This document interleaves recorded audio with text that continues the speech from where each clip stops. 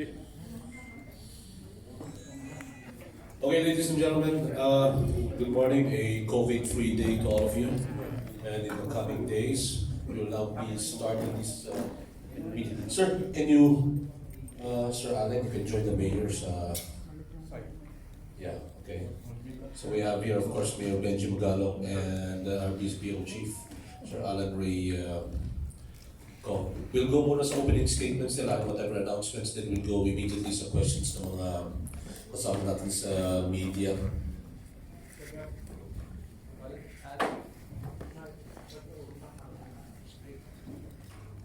Yung isa na lang gabi. That one. Thank you. Mr. Mayor, Sir Alan. Yeah, open your panel.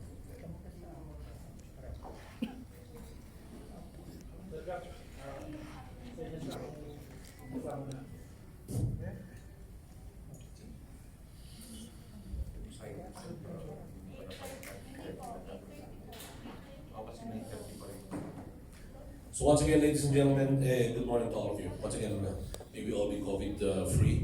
Let's go muna to the opening statements. Mayor, we'll start with you. Good morning po. Good morning, everyone. Morning, sir. Yeah. Siya, ano po? Tapos na ako gabi, yun ang opening statement. Yun na. Si Sir Allen, do you have any announcements to... Yun din po, of course, we're getting our directives from the mayor and whatever questions we discuss. Okay. So we'll start na. Diretso na tayo sa question. Yeah, Jonathan, kindly. Sir, Sunstar. good morning, sir. Sir, ano po yung directive natin for cases where we have our constituents na mamamatayan or let's say mayroon isang pasyente na mamatay because of not actually COVID but related diseases. Paano po ang protocol natin, sir? Okay, meron namang medical legal yan, meron namang physician, attending physician to look into the case. At kung sakali naman hindi related sa COVID-19, then we can dispose of the cadaver naman, yung body, yung usual way. Very different kasi pag COVID-19, dapat ito meron SOPs sa pag-handle nito. And within 12 hours, kailangan talagang ma-dispose through incineration. Cremation. So yun yung procedure dyan. It should be within 12 hours.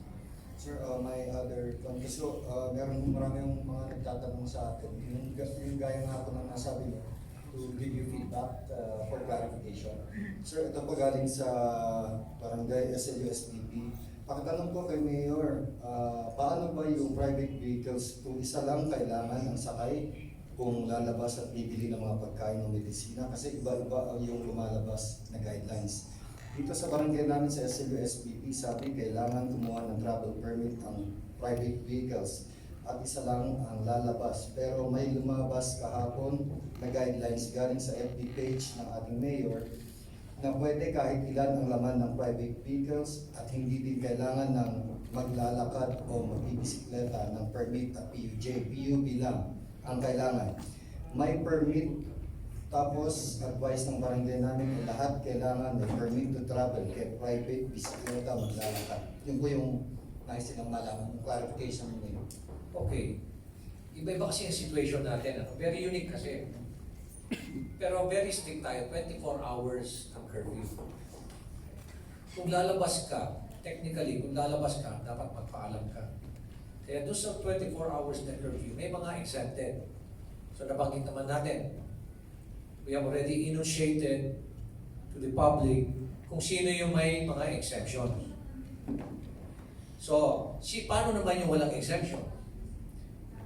Technically, only one member of the household can go out to buy yung mga essential needs nila. So, stick to that. Paano kung merong gagamit na sasakyan at yung ibang kapitbahay pakikisakay? Hindi yung isang bahay tapos marami silang sasakay. One member per household. So yung iba naman gusto makisakay. Ibang bahay, 4 na bahay. So pwede ba makisakay para mamalengke kami? Sabay na kami sa iyo. Ang importante doon, let us say isang sasakyan, dapat let us say doon sa likod, usually doon sa likod, 3 ang pwede. Siguro 2 na lang. So yung driver at yung isang passenger, tapos doon sa likod, isang passenger, 2 passenger na lang. Para na-maintain nila yung kanilang distance. And at the same time, mandatory sa kanila that they should be wearing a mask. Ngayon, kailangan nilang kumuha ng each one of them should get a clearance from the barangay. Wala silang babayaran. Only those exempted ang hindi kailangan kumuha ng clearance sa barangay. Dahil they have their IDs, they have their other certificate of employment. Sir, one more. Sir, ang decision-making policy will always come from the Chief Executive po ba? At kasi kahapon other official na nagsasabi ng iba, kaya lalong nalito yung ating mga kababayan. Yeah, sometimes, alam mo, this is not a perfect system. Mabuti sana kung nangyari na ito twice or 3 times noon. This is the first time that we have it. This is the first time. We've never had this in the past. Kaya you don't expect that in a matter of 5 days we'll be able to perfect the system. Kaya nakikita nyo, kinocure na yan eh. Kinocure yan ng mga guidelines sa line agencies of government. And it's the same thing with us. We're trying to streamline the process.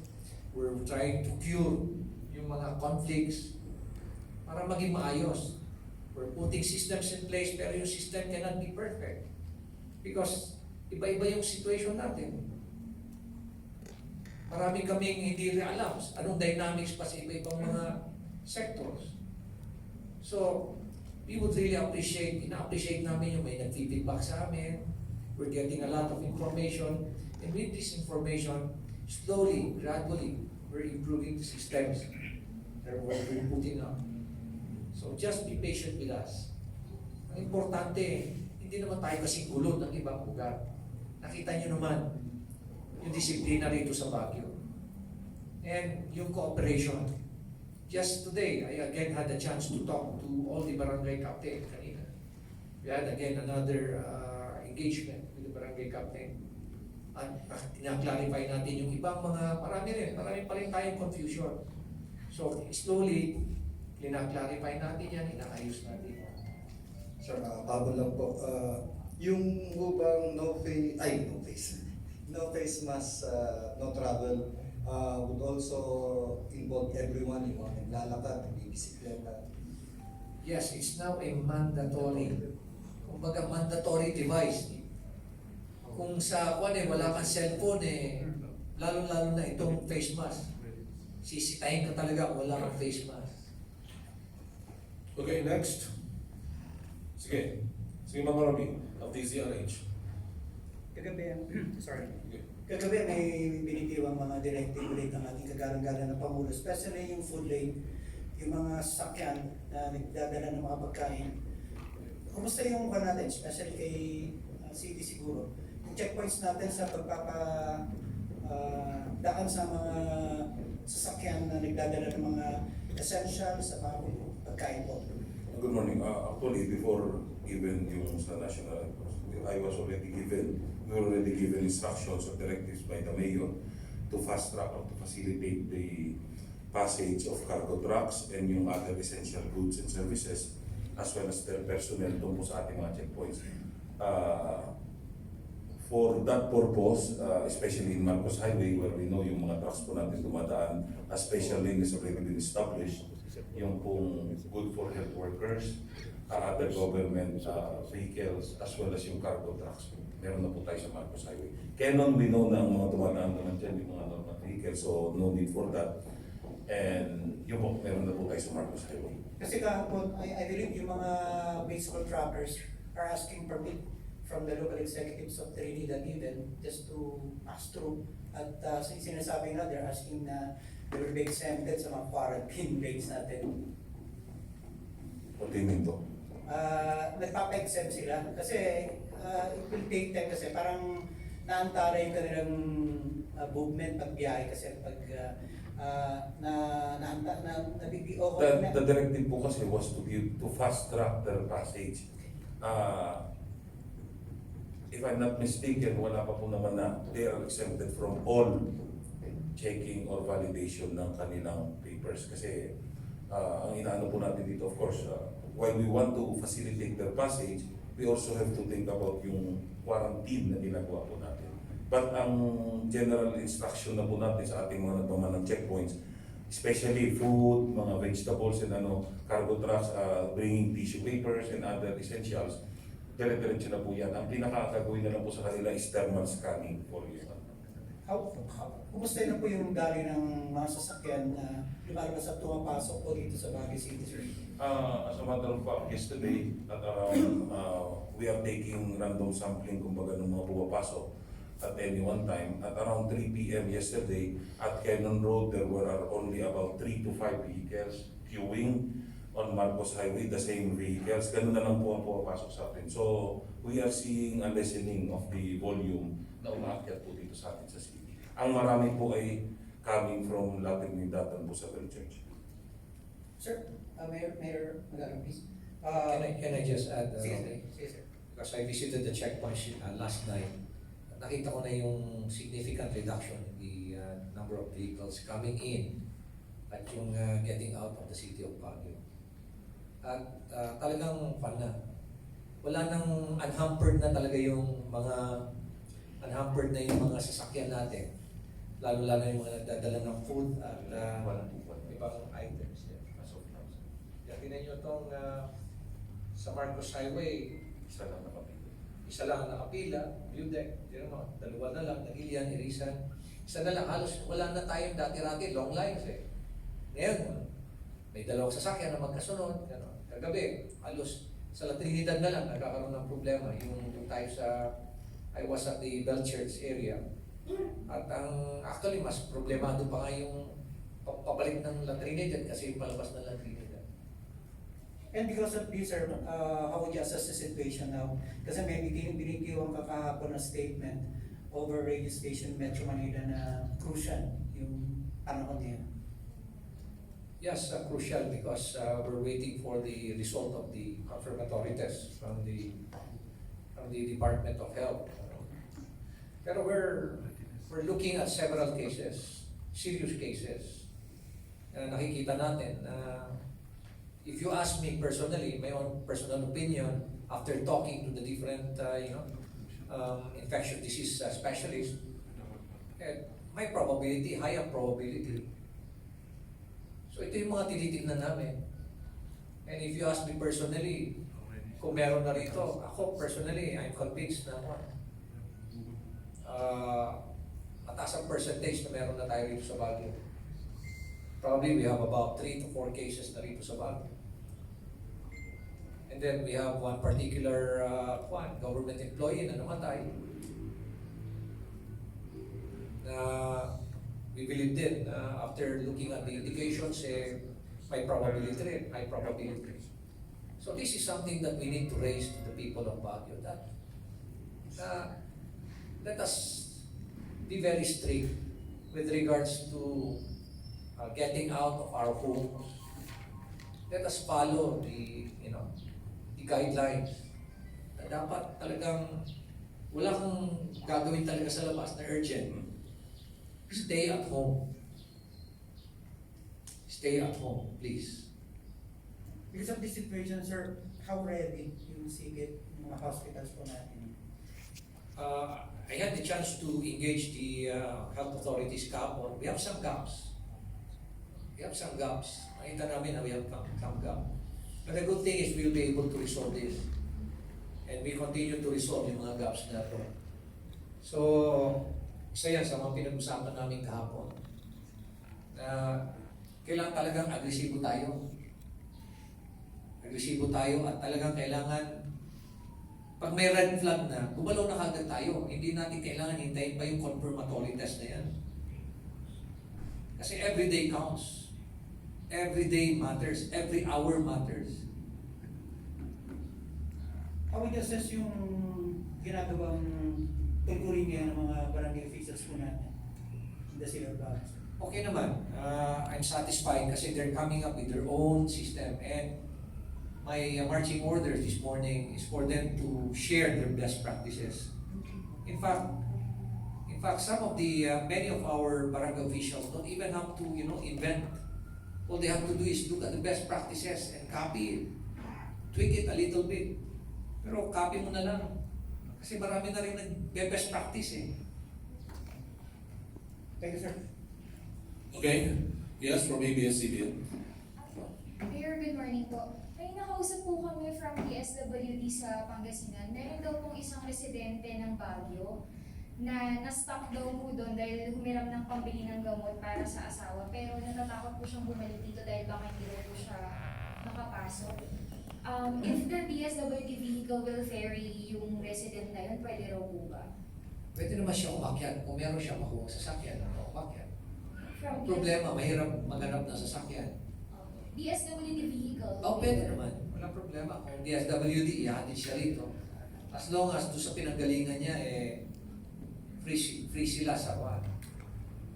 We can determine na talagang walang case ng COVID-19, then they're okay. Sa Pangasinan naman po. Yes, okay. Pero, I believe, pati sa Pangasinan, may mga highly suspected na mga cases na doon. So, Mayor, clear na non-residents, hindi na talaga pwede pumasok na rin po sa Baguio. Kung yung non-resident dito, hindi naman official na business, na something we believe is something urgent, hindi na siya papapasukin dito. Mayor, you announced din yesterday na you underwent testing because you had contact po ba dun sa 24-year-old na nag-positive? Yun po ba yung reason? Yeah, one of the reasons kung bakit is because hindi naman directly doon sa may case. Kumbaga pasa-pasa na. Pasa-pasa na. And alam mo naman, I've been going out, I've been managing the affairs of the city. Siyempre, I cannot help myself but meet a lot of people. So, mabuti na rin na meron akong peace of mind. Kaya nagpa-test na rin ako. How many employees po, Mayor? Patest mga 8 and all are negative. Mayor, maki-update lang din po kami sa delivery ng food packs to the barangays. Yes. Ngayon, ilang tons ang i-deliver namin. Mag-going na yung sa City Engineer's Office. Mag-going na yung distribution dyan sa mga iba-ibang barangay. And we have to sustain this. And I would like to thank yung mga individuals and entities na they continuously provide or give donations. Aside from yung ating binibili sa yung pinoprovide ng local government or funded by the local government, marami rin mga nagdodonate sa atin. So, we would like to, one time, we will recognize all of them. Maraming salamat po sa inyo. Mayor, all residents po ba yun or do we have priority list lang po? No, not. Meron tayong we cannot sustain the package, food package kung lahat ng residente bibigyan natin. So meron tayong listahan. And we will start with the poorest of the poor. Siyempre, yun ang kailangan natin nabigyan. Tapos isa rin sa mga tulong na bibigyan natin ay yung mga nawalan ng trabaho. So meron din tulong ang binibigay ng DOLI. So, tutulungan kami ng DSWD, DOLI, and all the other lineages of government to make sure that hindi natin mapapabayaan. As I've said, this week is critical. Why? Because dito lalabas lahat yung mga resulta ng mga test. Pero next week is again critical. Bakit? Kasi gutom na yung mga tao. So we have to make sure that we need to attend to their needs. So yun ngayon ang priority namin. So, tinitingnan namin talaga yung aming mga priorities. Every day, we have to look at our priorities. And we have to be proactive about it. We have to be strategic, tinitingnan namin. Because if you ask me, ulitin ko sa inyo, it's not going to be over in 1 month. I don't think so. 2 months, I'm still not optimistic about it. 3 months probably. Probably. Going over the experience of the other countries, tinitingnan ko. I'm not at all optimistic that this will be over in what month. Mayor, this is why you have prepared na po a possible isolation facility. Tama po ba yung isang hotel? Yeah, we have to prepare for a containment center. Meron na tayong isolation facility. Meron na tayong 19 isolation rooms. Pero is it enough? We don't know. We don't know. Eh kung titignan mo nga ngayon meron tayong 4 meron tayong potential na 4 cases o suspected cases na PUIs. Strong case. Tapos yung isang namatay, may high indication din. So, tingnan mo na lang kung 3% ang mortality rate natin worldwide. Ibig sabihin yan, baka hindi lang siguro 4 lang ang may case na rito. Siguro mga 30, meron siguro rito. Please do not misquote me. We're just coming up with some, simple math. But we just simply have to raise awareness among our citizens, constituents dito sa Baguio. Na hindi biro-biro itong sinatawag nating social distancing. I was going over the experience of South Korea, Singapore, China, Macau, The best way to fight this disease is through social distancing and containment. So, yun. Kaya we have to be very strict about this. And we have to be very transparent to the people. We have to tell them the truth. Hindi pwede itago-tago natin. At dapat proactive din natin kung alam naman ng mga doktor kung red flag na yan eh. Kung red flag na yan, dapat inumpisa na dati noon, dapat inumpisa na yung contact tracing yan. Dapat inumpisa na yung interview niyan.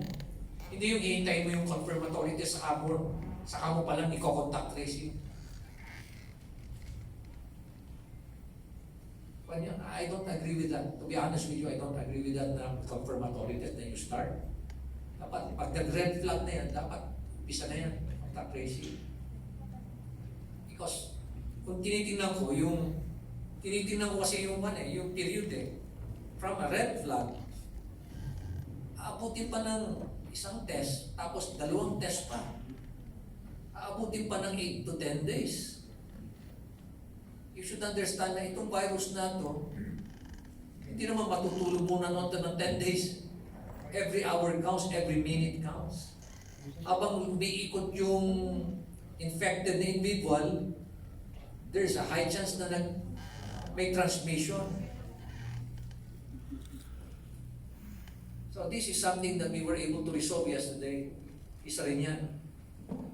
Pag nagkaroon na agad ng red flag, tinanong ko naman sila kayo mga doctors, alam nyo naman kung yung na yan is highly suspected na case yan. And they said yes. So it's already a red flag. Red flag pala. Let's start the interview so that we can immediately conduct the contact tracing. In 8 days, ilang tao ang if we will not act on it, if we wait and be passive about it, that particular individual na potentially may infection, he might be able to contaminate the other people. Diba? May infect niya iba. Ang dami niya. Pasa-pasa pa yun, mag-branch out pa yun. So let's be aggressive. So, Okay, student. last follow-up na po. So, sino lang po yung gagamit ng facility and who will manage po yung containment center? Okay, what we're doing now is, ang strategy is to come up with several containment centers. 1 for serious, 2 for moderate, and 3 is yung mild. And our intention is to look for a particular area na pwede namin rentahan kaya o i-occupy Para doon na mismo siguro yung pati yung serious at yung moderate. Siguro lang gagawa lang ng demarcation line o isolation area o buffer zone. Kasi ayaw naman natin nandun sa mga malalaking hospital natin, ang dami pang kaso na pwede nilang ayusin dyan eh. Kasi kasuhin dyan, maraming pa talagang cases na iba-iba. And we don't want to slow them down because we have a special facility for COVID-19. And yung pag-handle ng COVID-19 is a bit complicated. Tedious yung process. So it impacts also the operation of the entire hospital. So ang plano sana natin is naghahanap kami.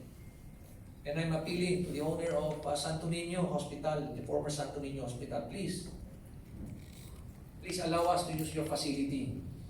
We're trying to get in touch with you. Hindi lang namin malaman kung paano kami ma-contact sa kanila. Yun ang nakikita namin ng the best site para containment site. Okay.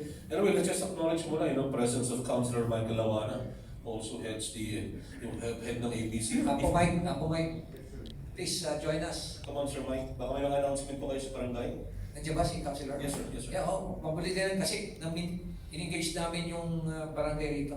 Mabuti marinig nyo sa kanya kasi they're coming up with their own system, innovations, and I'm aligned with their innovations na ginagawa nila doon. Okay, thank you, sir. So, came of PDI. Good morning po. Doon po sa food packs, sa Facebook, ang daming lumalabas na yung dahil hindi mabili yung gulay, pinamimigay na lang ng libre. May lumabas din na suggestion kung pwede, bilhin na lang ng LGU from the farmers, tapos isama sa food packs distribution kung may, yun po. Ano po ang Pinag-usapan na namin yan kanina during our meeting with the various departments. We have an emergency meeting kanina. So, gagawin na po yan ng city. Yes. In fact, we're getting a lot of donations din from farmers. Kapon din, bumili rin kami ng mga strawberry. Pinamigay nga namin yung mga strawberry kasi kawawa din yung mga strawberry farmers doon. So, dito, inaayos namin lahat para naman hindi kawawa rin yung mga farmers. Din po sa binabanggit ninyo that we are preparing for the worst. Is there a possibility for a total lockdown in the city? Yeah, there's a big possibility. Yes. Very potential, total lockdown. And If, we see that there's a huge surge, kasi hindi pa tayo full sa ating test kits eh. We only have 100 test kits now. The good news is, finally, last night, meron na naman tayong donor ng SM Foundation.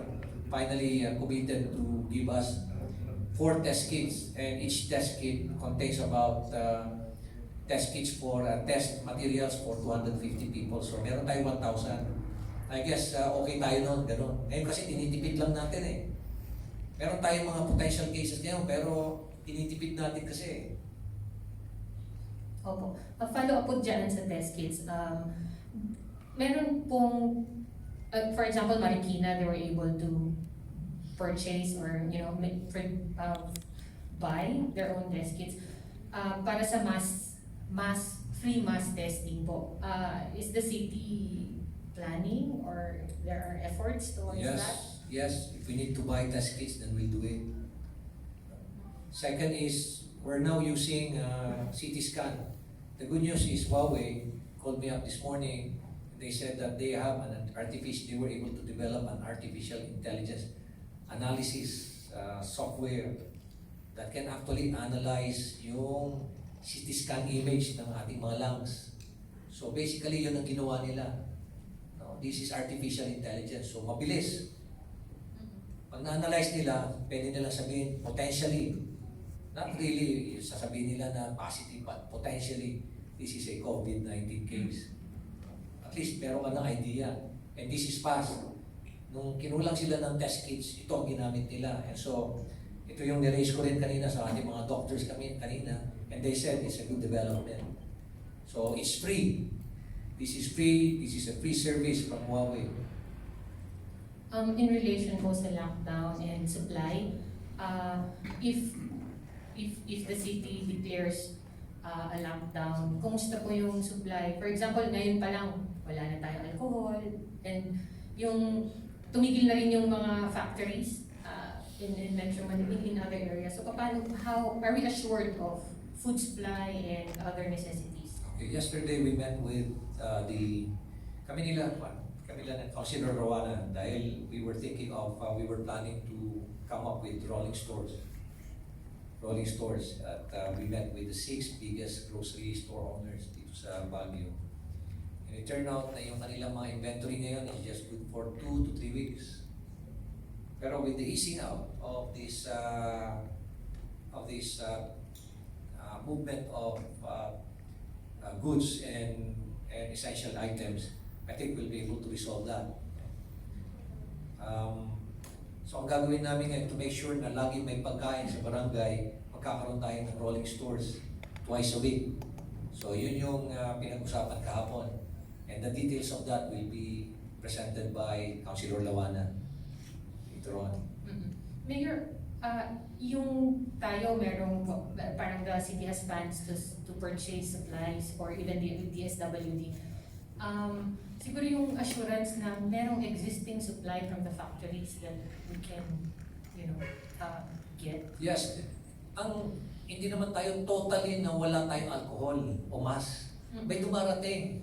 Kaya lang yung mga shoppers, yung mga nag-grocery, if you notice their behaviors sa grocery store, the first thing that they go or do is go to that area na may alcohol. Yun ang una nilang pupuntahan. Kaya ubus kagad. So may darating na naman. Yan ang sinasabi sa akin ng mga grocery owners. They have alcohol. Dumarating yung mga alcohol. Kaya lang mabilis maubos. Maski na nililimitahan pa nila, mabilis talaga maubos. So may parating. Kami rin ngayon, may parating kaming 2 drum na alcohol. Ngayon darating. So we're now buying alcohol in gallons. Pero aside from yung order pa namin na 300 gallons, meron pa kaming drum na alcohol na darating. Meron din kami, we're buying 500,000 abroad na, nag-import namin 500,000 what's this? Mask, 15,000 PPEs, mask, 300 thermal forehead thermometers. And bibili rin kami ng disinfection tent at a cost of about 220 pesos. So bibili kami ng 3 disinfection kasi isa yan sinakita rin namin na gaps. Imagine, magtatanggal ka, nagpunta ka sa isang potentially infected na tao or potential positive ng COVID-19, tapos pag-alis mo, kukunin mo lang, tatanggalin mo lang, iuwi mo yung protective gear. No? That's not the way to do it. In fact, isa yan sa naging cause kung bakit maraming health workers ang naapektuhan, infected. So this time, ang gagawin namin is meron ng disinfection tent. At doon na, matas iisa na lang maglalagyan ng i-discard ng mga damit, mga PPEs. Pati rito sa City Hall, isa na lang din ang gagawin namin dito. Disposal ng mask, maglalagay kami dyan, isang area lang where you can dispose of your mask. Hindi mo na iuwi sa bahay nyo. Diyan na lang ang disposal. And to be honest with you, meron na akong 2 department dito na pinauwi sa quarantine na. Last po yan. Yun po sa you were asking the owner of Santo Niño to lend the facility. May personnels po ba na magmamanage Yes, facility? merong staffing yan. May staff Saan yan. po ang gagawin? Merong structure yan, yes. From the Department of Health and from the local government. Nag-usapan na namin yan, yung structure niyan. So it's just the facility na kailangan Yes, yung facility lang. Right now, meron tayong isolation area, containment center, yung Lindy Hotel, that's about 28 rooms. At I would like to commend and recognize yung owner ng Lindy Hotel. Thank you very much po. He gave it to us for free. Pinahiram niya for free. I would like to commend him personally for that. medical supplies po. Baka napag-usapan din po ninyo kung we have enough medical supplies at the moment. Kulang tayo, medical supplies. Sabi ko nga, mask, kulang, PPEs, kulang. Gamot, like Kung may assurance naman na meron. And now we're trying to procure like hydrochlorinon, which was found out to be mayroong study kasi na effective ito sa one. So those with positive cases. So especially doon sa early signs pa lang. So isa yan sa mga tinitingnan namin na binibili namin ngayon, nag-order kami ngayon. This is actually a anti-malaria tablet, medicine, o anti-flu medicine. At ang tawag dito is, ang tawag dito? So hydro something. Hydroquinone, sir. Oh, parang ganon, yeah, oo. Mahirap. The brand name is Plaquenil. Plaquenil. Pero yung mahabang pangalan nito is hydroxychloroquine.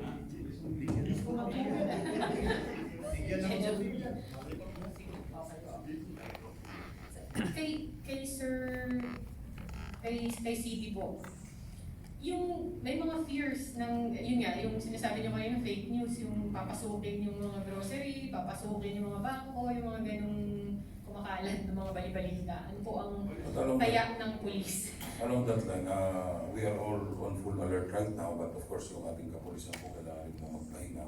So at any one time po, we have 2/3 of our personnel on duty. So napapahinga po yung 1/3. Along additional to that, yung pong yung reports na ganyan. But as of now, it was found to be unverified and validated at fake news pa po yung ano na yan. But still, the regional office sent us, I was with the regional director earlier, the regional office sent us additional personnel. So this personnel will be manning yung pong ating mga food stores, NFA natin, yung mga big groceries, supermarkets po dito. So we will be securing all this, yung food supply po natin. Sapat naman po ang kapulisan, I mean, yung Sapat po. puwersa to secure the city just in case. Sapat na sapat po. Thank you. Okay, Sir Migs, thank you, Kim. I have only one question siguro para kay Mayor at saka kay Councilor Lawana. Sige po. Okay. Councilor, nabanggit kasi kanina tungkol po doon sa nabanggit ni Mayor na hindi po ganun pa-perfect yung sistema natin. Ngayon, despite of course the presence of the guidelines and protocols sa mga lalo na yung mga ibigay nyo sa barangay, are you giving them parang executive decision or initiative that na pwede nilang i-fine-tune yung mga ibang glitches? I understand kasi kung ganito lahat yung gagawin ng mga barangay na alam nila naman nila makakatulong sa constituents nila, can they do that and can you give them yung initiative para ang alam ko sila naman ang makakaalam kung ano yung pinakamaganda para sa kanilang mga constituents. Actually, exactly yung sinabi. Every day, mula nung nag-umpisa tayo sa ECQ, admittedly, meron tayong mga breaches na sinabi mo, but every day namin na pinag-verify yan. So may fine-tuning, may mga troubleshooting, lahat po ginagawa namin para maayos lang yung mga flow of traffic and especially yung pag-issue ng mga TP na yan, travel permit. Meron na halos lahat ng mga barangays because of the different situation doon sa kanyang barangay, lahat they are coming up with these helpful regulations. Ongoing na po yan. Nabanggit ko lang kasi yan kasi there are some constituents na tinitignan po nila yung general guideline. Ang gagawin nila, hahanap kasi sila ng butas Yung mga piloso po at kung ano yung mga nakikita nila, yun ang ibinabalik nila. Yung mga pasaway, kaya pinipilit po nila yung gusto nila. Kaya Yes. po namin, that's why we asked the barangay officials if they can fine-tune para sa barangay mismo, para sa kanila. Yeah, that's true. Actually, alam po natin, ngayon, normally ang order coming from the PCPO, the Office of the Mayor, sa ating opisina, these are actually general guidelines that we have to follow. So, sabi ko, every barangay, of course, by distinct na situation, So it's up to them really kung ano yung applicable na approach doon sa mga in and out ng mga vehicles at saka yung mga individuals, nasa kanila na yan. So yun po ang number one na instruction namin, that gawin nyo yung the best sa inyong barangay. But of course, the number one consideration there is of course to align dun sa enhanced community quarantine natin na yan. As much as possible, iniiwasan namin yung mga paglabas ng mga mamamayan sa ating mga barangay. Okay, thank you. Thank you, Sir Mings. Any more questions from our friends in media? Sige lang. Sige, ma'am. From UNTV. Grace. Ma'am Grace. Yeah. Pwede na yan. Oo. Sir, galing po dun po sa ating pong mga health workers dahil na 12 hours na po sila nagtatrabaho. Pwede po kaya na makausap po yung mga hotels na mga labit po dito po sa BGH kasi nga po pag umuwi po sila, naglalakad pa po sila, lalo na yung mga taga-ambyo. Baka po pwede raw po na makausap po yung mga malapit po na mga hotels na doon sila mag-stay or ano po yung pwede po natin may tulong sa ating po mga health workers. Good point. Good point. It's something that we need to explore. Buti na lang, dito sa amin yan para matulungan naman natin. Kung ilan naman yan. Ang gusto natin malaman is ilan ba yung mga health workers na. Sir, nagtatrabaho po kasi sila sa BGH, hindi naman lahat daw Hindi nga, kayo sa kung sasakyan. ilan, we need to know the numbers. Kasi baka naman sabihin natin, we need to know the numbers, exact numbers. Isa lang po kasi nagtanong po sa akin, pero I need them to please get in touch with us. O kaya si Dr. Weng, tawagan nila. Kasi we need to know the numbers. okay po, Mayor. Thank you po. Okay, any more? Yung budget po natin po doon sa food packs, magkano po yung nakaalat po na budget po natin per day? I don't have the figures, Grace. Ano? So, yung isang food pack kasi is good for 3 days eh. For 5 members of the household, for 5 people. Good for 3 days yun, isang food pack. I think we're going to distribute around 1,000 food packs a day. Itong ngayong araw natin. 1,000. And we will continue to distribute pa. So marami pa kami i-distribute. Aside from yung 1,000 pa lang yan sa DSWD, pero iba pa yung food pack natin sa local government. Sa DSWD, 1,000 na. Sa atin, mas marami pa. Pero yung cost ng isang food pack, wala akong figure. Pero may pinapatanong din po regarding po sa pagpapasok po, si CD na lang po siguro, regarding po sa pagpapasok po ng mga tao sa Baguio. May na-encounter po, nakabatch po ako sa 7-Eleven kahapon, taga Manila daw po, hindi daw sinabi sa checkpoint na galing sila ng Manila. Kaya daw sila nakapasok. Paano yung naalagaan natin na safety measures kung may mga ganyan na nakakalusot din po sa katigasan ng ulo po nila? It's almost impossible po, but of course kung nangyari pa, we are looking for IDs, proof of residency po dito sa Baguio sa mga pumapasok. For those who cannot produce yung residency nila dito, proof of residency, we ask for their purpose po dito. As a matter of fact, last night, there were around 2 or 3 vehicles who were refused entry dito po sa ating city. This is of course according to our own quarantine naman po. If they cannot prove or they cannot show yung proper essential chore that they will be doing here, they will be denied entry.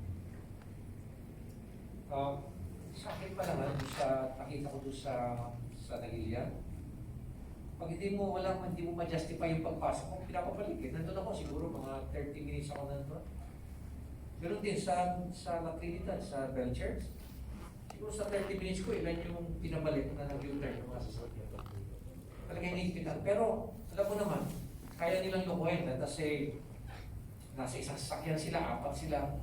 Tapos yung tinanong mo lang yung driver taga-Baguio, yung pinakita, yung ibang kasama niya, taga-Manila, yung siguro makakalusot yun. At kung lalo na kung nagbigay pa siya ng false declaration, pero very specific naman doon na pag gano'n pala eh. I wish I can have all these specific details niya para habulin namin yan. And we can even file a case against them for false declaration. Please, pakisabi na lang doon sa nagkuhan na kung pwede, maski na i-viber lang niya sa iyo, then i-viber to me yung kanilang mga pangalan o pictures para habulin namin sila. Okay po, Mayor. Thank you po. Thank you from PTV. Good morning po, Mayor. Kahapon po, nasagot ni Yusek Malaya po yung query ng ibang barangays na yung iba po lang yung respond fund. And sabihin niya, possible naman, pwede naman po na mag-realign daw po ang city to city council kung talagang kulang po yung quick response fund natin, sir. Any Quick response. fund Ayun, po, yes. O naman, we can always supplement. We can always ask for a supplemental budget sa city para meron kaming pagbigay sa kanila. Yung QRF. Kasi konti lang naman ang QRF ng mga isip ng mga barangay. Isipin mo, 5% of their budget. 5% of their budget, and yung 5% of their budget, hahatiin pa yan, 30% QRF and 70% response. So yung QRF, kunti lang, 1 million lang yung budget ng barangay, kunti lang talaga. So 50,000 lang, patas 30% of 50,000 is just 15,000. Siguro pinakamaganda niyan eh, sagutin ni Councilor Lawan, para at least being a barangay kapitan. Sige, dagdagan ko na lang siguro yung sabi ni Mayor. That's correct. Yun nga, sa yung QRF namin sa barangay right now, halos na naayos namin lahat dito sa Baguio. So as mentioned by the Mayor, na-discuss a small amount. It will not last. Ibig sabihin, like for example, in my barangay, particularly, ang QRF ko na pinirmahan ko kanina umaga is 38,000. So, as a barangay officials, of course, hindi namin basta gagamitin kagad. We have to check first the situation. Ano ba yung mga kailangan in the next 3 days or 5 days? Yun po ang gamit nun. So, as far as the pronouncement of the Undersecretary regarding the additional funding from the city, well, kung may extra, halimbawa yung mga unused o yung mga savings natin, pwede yun, but through, of course, a city council resolution. But if you are only relying dun sa QRF, hindi po kasya yun. Sir, last na lang po. Kinoconsider po man natin ang pag-declare ng liquor ban kasi sa Facebook may mga nagpo-post na po ng delivery daw ng mga liquor, and can we say na basic CCTV alam sa Kasi naman, siyempre, yung mga multi-line business, multi-line may multi-line business, hindi naman iisang produkto lang ang naiaakyat nila eh, iba-iba rin yan eh. Alam mo naman, mga taga-Highlanders, instead na magmumumog, mabuti na, feeling nila, mag-inom ka na ng gin, nalinisan na yung so malaking bagay din sa kanila kasi yun eh, alcohol din yun eh, that basically disinfects. So yun, maganda yun. So as I've said, these are collateral issues. There are more pressing issues that we need to address. Anyway, maganda nga yun, okay din yun, uminom sila, at least nalilinisan yung kanilang throat. No? So okay lang yun. Wag lang maglalasing sa labas. Iinom sa labas at maglalasing sa labas. So, we'll go with you again, Jonathan, then JJ, and then Malay. Sir, meron pong katanungan ulit dito. Mayor, meron po akong pamangkin na nasa Pampanga. Ang kanya pong espesyalista ay nandito sa Baguio. And supposedly scheduled po siya for yung health check-up. Paano po ba ang magiging proseso sapagkat yung espesyalista ay nandito sa Baguio? Walang problema doon. Pwede lang pumunta rito sa either sa Baguio City Police Office o dito sa opisina ng City Mayor's Office. Bibigyan kami ng travel clearance sa kanila. Kailangan po ba meron po ba siyang kailangan kuning travel clearance din from Pampanga going to Baguio? Kaya pagbalik niya, kung residente naman siya ng Baguio, hindi na kailangan. Hindi po, sir, yung pasyente taga Pampanga, Aakyat siya? yung specialista nandito sa Baguio. Ay, aakyat siya. Yes, sir. O aakyat siya. Kung aakyat siya, para hindi siya mahirapan kasi may sakit siya. Kung Kumuha na lang siya ng travel trailer sa Pampanga. Tapos from here, i-text niya. I-text niya sa iyo yung kanyang sasakyan, yung name, sasakyan, plate number, sabihan na lang natin. Para hindi siya hindi na masyadong mahirapan. Dire-diretso yung tao, may sakit eh. I-assist na natin siya. Kung hindi siya mahirapan dito sa bago, sa sure. Bigyan mo na lang sa akin lahat ng mga detalye. Okay, JJ muna of Manila Bulletin, Malin, and then ABS-CBN. Jay. Sir, i-clarify ko lang yung nabanggit kanina kasi ni Jonathan yung tinatanong. Sir, ibig sabihin, pag ang pasyente galing sa labas ng Baguio, kailangan nila talaga humingi ng travel clearance. Hindi, or ipapakita lang nila yung medical abstract nila kasi dito sila magpapagawa. Kailangan nila mag-acquire ng travel clearance before going out. Yes, kasi ang dami rin niyang dadaanan eh. Wala na kami problema rito sa Baguio. Basta hindi siya COVID case ha. Wala siyang problema rito sa Baguio. Kailangan problema niya doon sa ibang mga dadaanan niya, doon sa Pampanga. Siyempre pag dadaan niya Pampanga, dadaan siya sa Tarlac, dadaan siya sa Pangasinan, ang dami niya dadaanan. La Union pa. So hindi sapat yung medical na abstract na dala nila to show them that the person is having a treatment in Baguio. Siguro madali lang. Anyway, madali lang para hindi na siya, ano pa naman yung kukuha na lang siya para hindi siya nahuhulog lagi, natatanong. Kung it will just take, mabilis lang eh. Sa amin eh, dito siguro mga, dahil sa pila, kunti lang eh, mga, siguro in 30 minutes, nakakuha ka na agad ng certificate. Bilis sa amin eh, dito eh. Mabilis lang. But it's just, anyway, yung kamag-anak naman niyang pwede naman kumuha lang eh. Kaya na-clarify ko lang po kasi mukhang may dami po tayong mga pasyente na nagpapagamot na from outside the city na Tagalogans na umakit pa ng bago ng pagkakas. Kasi andito nga po yung tertiary hospitals na